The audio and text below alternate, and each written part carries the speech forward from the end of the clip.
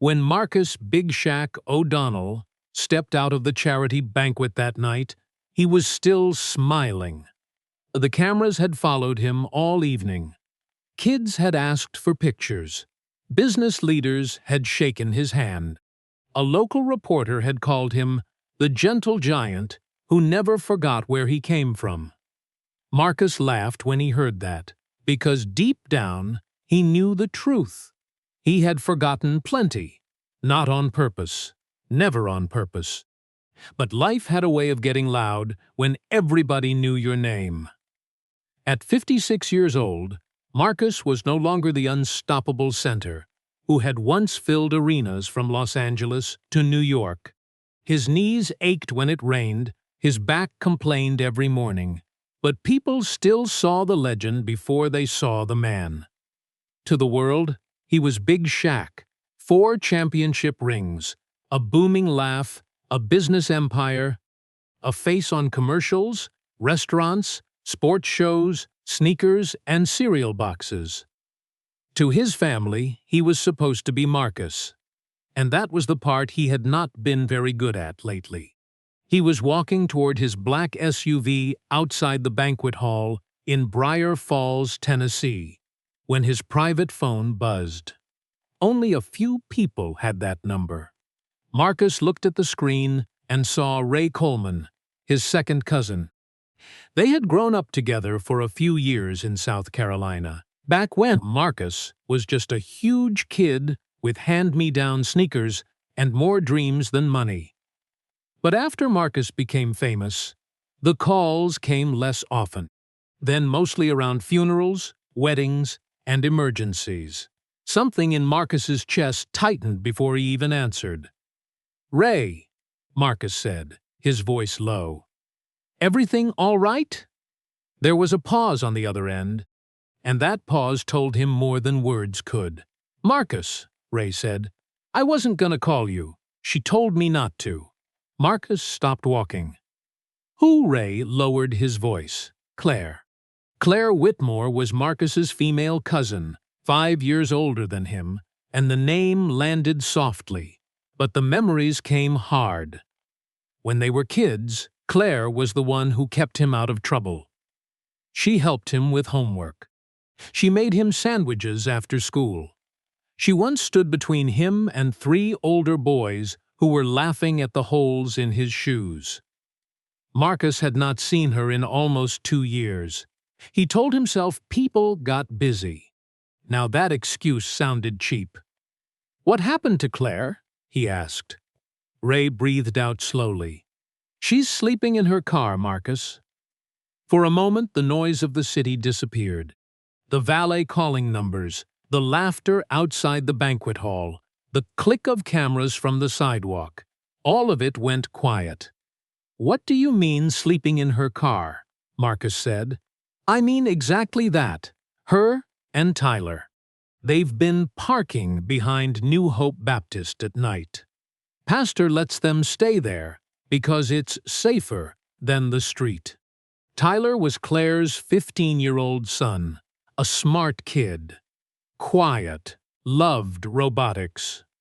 Marcus remembered giving him a signed basketball when he was 10, and Tyler had asked whether the air pressure inside the ball affected the bounce. Marcus had laughed and said, "Man, you're too smart for me. That was 5 years ago, 5 years." Marcus closed his eyes. "Why didn't she call me?" Ray said, "You know why. Claire's proud, and she didn't want people saying she used your name." Marcus looked at the banquet hall behind him. A huge banner still hung over the entrance. "Honoring Marcus O'Donnell Community Leadership." He almost laughed. Community leadership. His own cousin was sleeping in a car 15 minutes away. "Where is she now?" Marcus asked. "New Hope Baptist, East Mercer Street." "But Marcus, don't roll up there like Big Shaq. Roll up there like family." Marcus did not answer right away. Then he said, "I hear you." 20 minutes later, Marcus pulled into the back parking lot of New Hope Baptist Church in a plain gray sedan that looked like it belonged to an insurance agent. The church lights were off except for one lamp above the back door. Near the far fence sat a blue Ford Taurus with a cracked rear bumper, its windows fogged from the inside. Marcus parked several spaces away and sat there for a moment. He had faced championship crowds, last-second free throws, angry coaches, and billion-dollar boardrooms. But walking toward that car made his hands shake. Before he reached the Taurus, the driver's door opened and Claire Whitmore stepped out. She was 59 now, but in Marcus's mind, she was still 17, standing in a kitchen with flour on her hands, telling him he needed to eat before practice. Now her hair was pulled into a tired bun. Her coat was too thin for the cold. Her face was calm in the way people look calm when they have no energy left to panic. "Ray called you," she said. Marcus nodded. He shouldn't have. I'm glad he did. Claire folded her arms. "Marcus, don't! I haven't said anything." "You don't have to. I know that look. That's the I'm about to fix everything look." From inside the car, Tyler stirred in the passenger seat, wrapped in a blanket. He saw Marcus and sat up fast. "Uncle Marcus?" The word uncle hit Marcus harder than he expected. They were cousins, technically, but Tyler had always called him uncle. "Hey, young man," Marcus said, forcing a smile.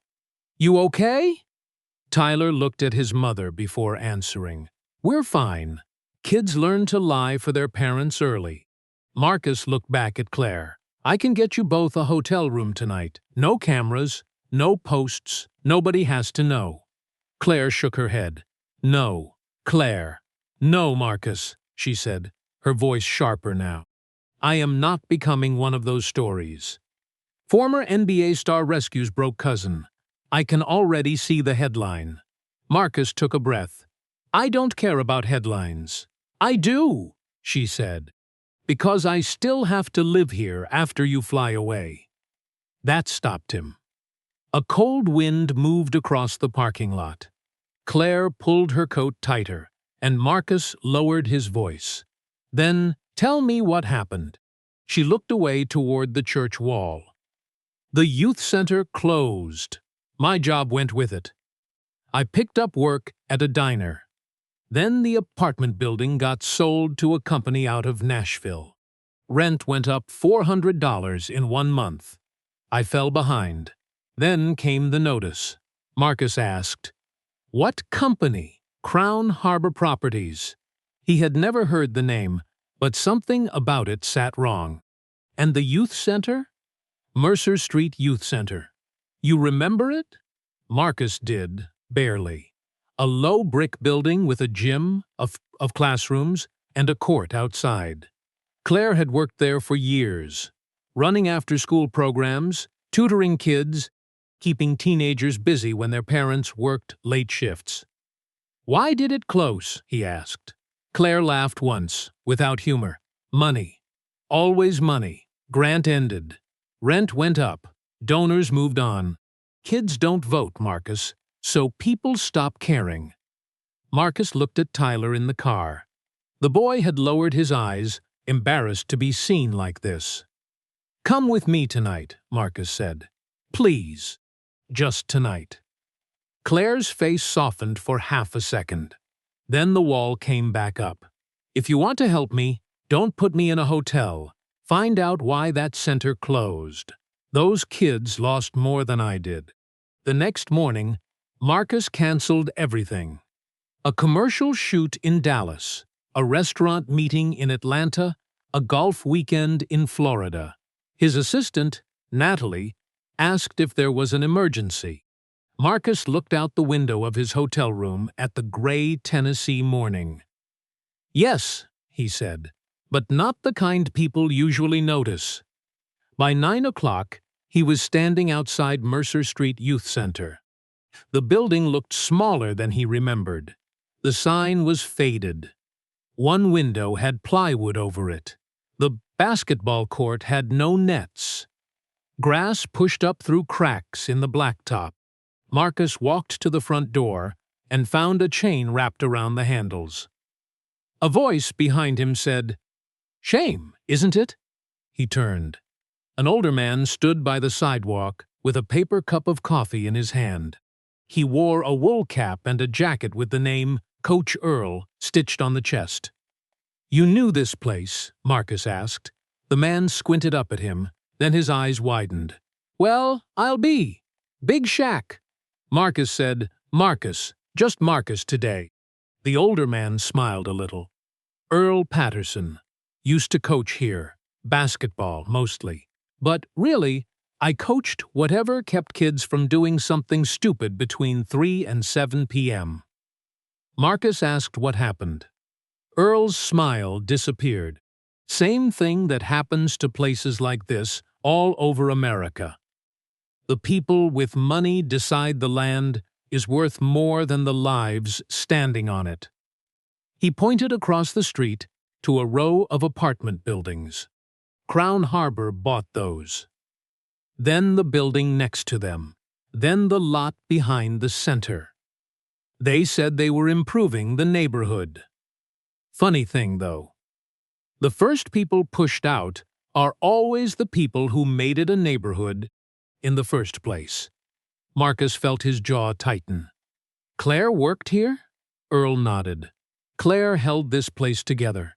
She knew every child by name, knew who needed food, knew who was hiding a bad report card, who was about to fall in with the wrong crowd. That woman could look at a kid for 10 seconds and know whether they needed discipline, a sandwich, or somebody to say, 'I believe in you.'" Marcus looked through the dusty glass doors. Inside, he could see a bulletin board still covered with paper stars. Names, grades, goals, college dreams. "Can I get inside?" Marcus asked. Earl studied him. "You buying it?" "I'm thinking about it." "Then you better think fast," Earl said. "Crown Harbor's been sniffing around. Word is they want to knock it down and put up luxury townhomes." Marcus made one phone call. By noon, his lawyer, Grant Ellis, had a file on Crown Harbor properties. By 2, Marcus knew the owner's name, Blake Merritt, a real estate developer with a clean haircut, expensive smile, and a public motto that appeared on every company brochure: "Building tomorrow's communities." Marcus read that line twice. Then he looked at the eviction numbers Grant had sent him. In 12 months, Crown Harbor had purchased 4 apartment buildings near Mercer Street. Rents had increased between 30 and 60%. Maintenance complaints had doubled. Eviction filings had tripled. Building tomorrow's communities, Marcus thought, by removing today's. Marcus called Grant. "I want a meeting with Blake Merritt." Grant sighed. "You want to invest?" "No." "Then what should I tell him?" Marcus looked at the youth center through the car window. "Tell him Big Shaq wants to talk business." That got the meeting. Blake Merritt's office sat on the 23rd floor of a glass building downtown. Everything inside was polished. Marble floors, silver artwork, and a wall-sized photo of a smiling family walking past new townhomes with shopping bags in their hands. Blake greeted Marcus like an old friend. "Mr. O'Donnell, this is an honor. I've admired you for years." Marcus shook his hand once. "Mercer Street Youth Center," Marcus said. Blake's smile held, but his eyes changed. "Excuse me? I want to buy it." Blake gave a light laugh. "That property is not officially on the market, but you've made offers." Blake leaned back slightly.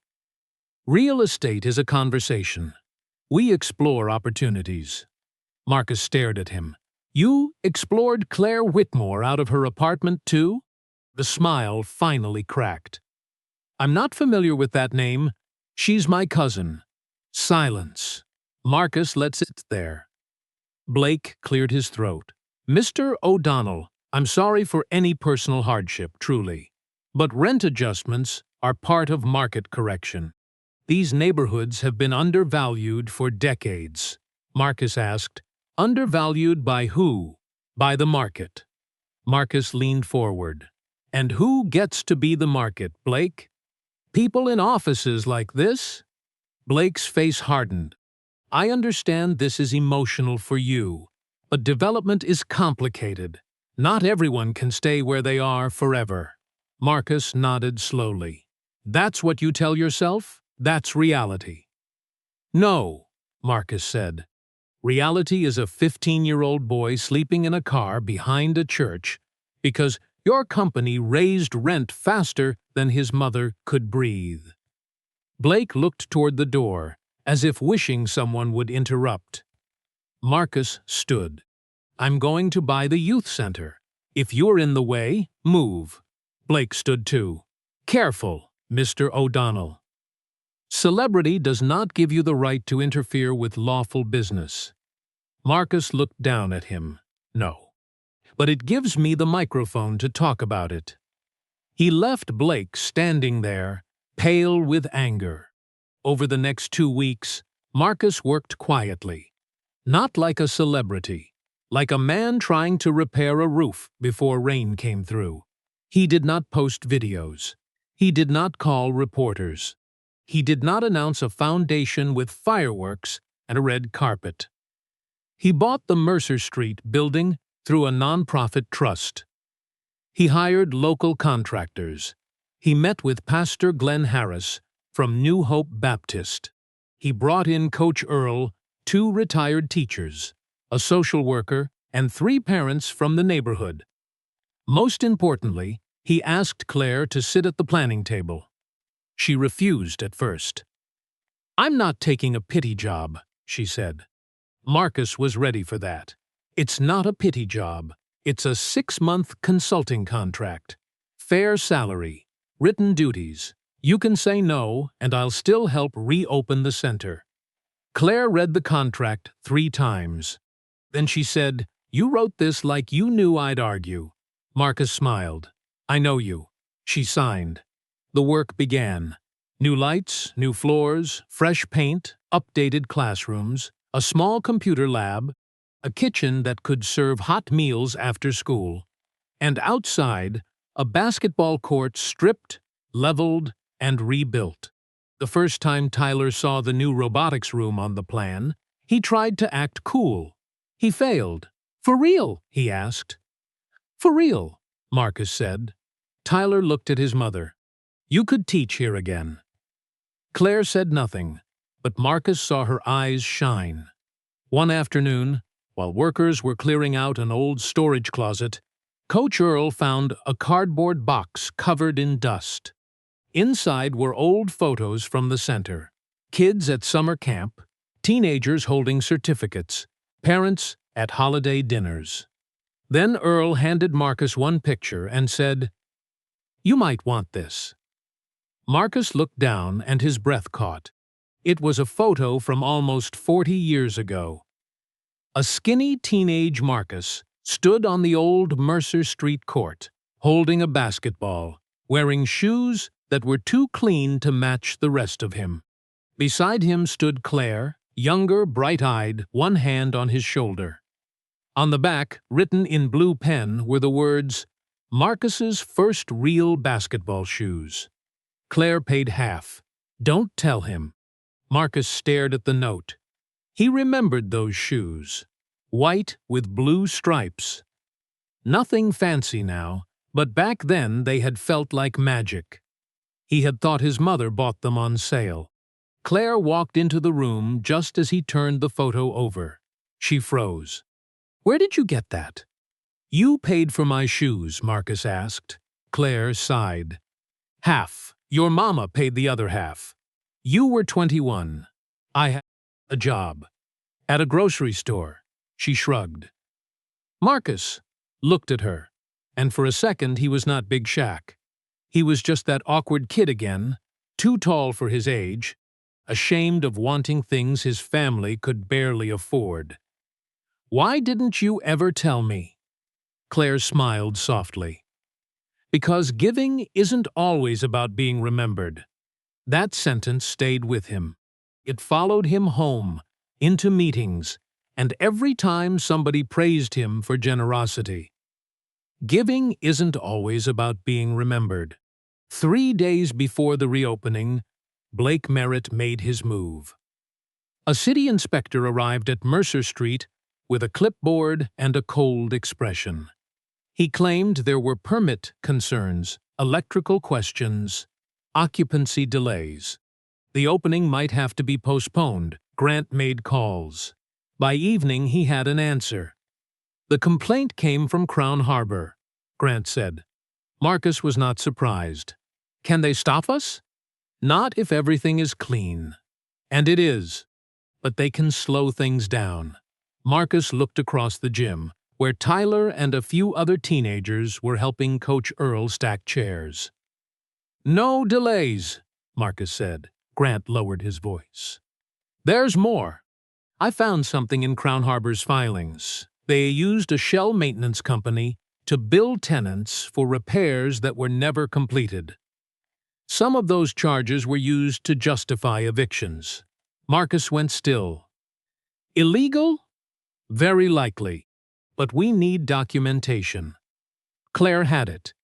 Not because she had planned revenge. Because she kept everything. Receipts, letters, maintenance requests, photos of leaks, copies of added fees, text messages from neighbors who had been charged for repairs that never happened. She placed a folder on Marcus's table that night. I didn't know what to do with it, she said, but I knew something was wrong. Marcus opened the folder, page after page. Family after family. Claire had not just been surviving. She had been paying attention. The next morning, Grant delivered copies to the State Housing Authority, the city attorney, and a local investigative reporter named Dana Pierce, known for stories that made powerful people nervous. By our Friday, Blake Merritt was on television, not smiling this time. Dana's report was careful. No wild claims, no drama. Just documents, tenants, dates, invoices, and Crown Harbor's own internal emails. One email from Blake to his regional manager said, "Push turnover before winter. Empty units are easier to reposition." Another said, "The youth center site is key. Once activity drops, resistance will fade." People in Briar Falls read those words and understood exactly what they meant. The backlash was immediate. The city opened an investigation. The state froze Crown Harbor's pending redevelopment permits. Tenants filed a class action lawsuit. Investors pulled out of 2 major projects. Blake resigned as CEO within a week. But the moment that mattered most did not happen in a courtroom or on television. It happened quietly, outside Mercer Street Youth Center, on the morning of the reopening. Blake Merritt arrived alone. No assistant, no lawyer, no polished smile. Just a man in a gray suit standing beside the fence while volunteers carried boxes inside. Marcus saw him first. Coach Earl muttered, "Want me to call somebody?" Marcus shook his head. "No, let him talk." Blake approached slowly. Claire was standing beside Marcus, holding a clipboard. For once, Blake did not look at Marcus first. He looked at her. "Mrs. Whitmore," he said, "I owe you an apology." Claire's face did not move. Blake swallowed. "I told myself we were improving neighborhoods. I told myself displacement was just part of progress. But that was a lie I used because it made profit easier to live with." He looked toward the building. "I saw the report. I saw people talking about what this place meant to them. I should have seen it before." Claire studied him for a long moment. "An apology doesn't put families back in their homes." "No," Blake said, "it doesn't." He pulled a folder from under his arm. "I've agreed to cooperate with the investigation. I'm also signing over Crown Harbor's claim on the vacant lot behind the center to your nonprofit. No tax benefit, no naming rights, and I'm putting $2 million into a tenant restitution fund.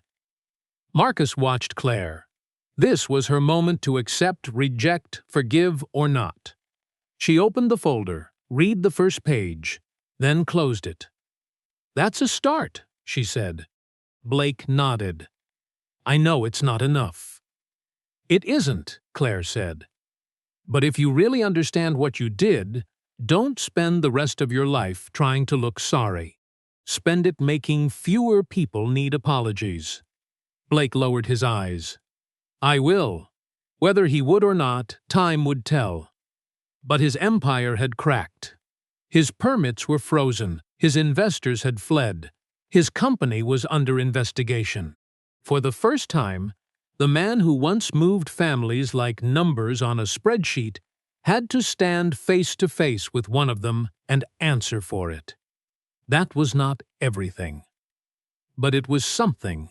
By noon, Mercer Street Youth Center was full. Children ran through the halls, laughing at the shine of the new floors. Parents signed forms. Volunteers served sandwiches and lemonade. The new computer lab filled so quickly they had to create a waiting list. Outside, the basketball court echoed again.